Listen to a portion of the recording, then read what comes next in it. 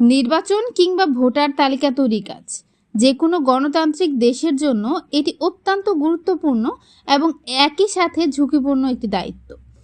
এই গুরু দায়িত্ব পালন করতে গিয়ে যদি কোনো কর্মকর্তা, কর্মচারী বা আইন শৃঙ্খলা রক্ষাকারী বাহিনীর সদস্য প্রাণ হারান, তবে তার পরিবারের পাশে দাঁড়াবে রাষ্ট্র। সম্প্রতি এক ঐতিহাসিক সিদ্ধান্ত নিয়েছে বাংলাদেশ নির্বাচন কমিশন। নতুন নীতিমালা অনুযায়ী নির্বাচনী দায়িত্ব পালনকালে কোনো ব্যক্তি মৃত্যুবরণ করলে তার পরিবারকে এককালীন 10 লাখ টাকা আর্থিক অনুদান দেওয়া হবে। নির্বাচন কমিশনের এক গুরুত্বপূর্ণ সভায় এই নীতিমালার চূড়ান্ত অনুমোদন দেওয়া হয়েছে।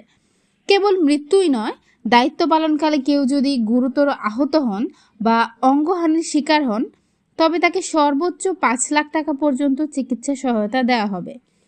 এই সুবিধার আওতায় থাকবেন নির্বাচনে সরাসরি নিয়োজিত সকল কর্মকর্তা, কর্মচারী, ভোটার তালিকা তৈরি কর্মী এবং মাঠ পর্যায়ে নিরাপত্তার দায়িত্বে থাকা আইন শৃঙ্খলা রক্ষাকারী বাহিনীর সকল সদস্য। ভোট গ্রহণ সফল করতে গিয়ে প্রতি বছরই অনেক কর্মকর্তা এবং নিরাপত্তা কর্মী নানা অনাকাঙ্ক্ষিত দুর্ঘটনার মুখোমুখি হন।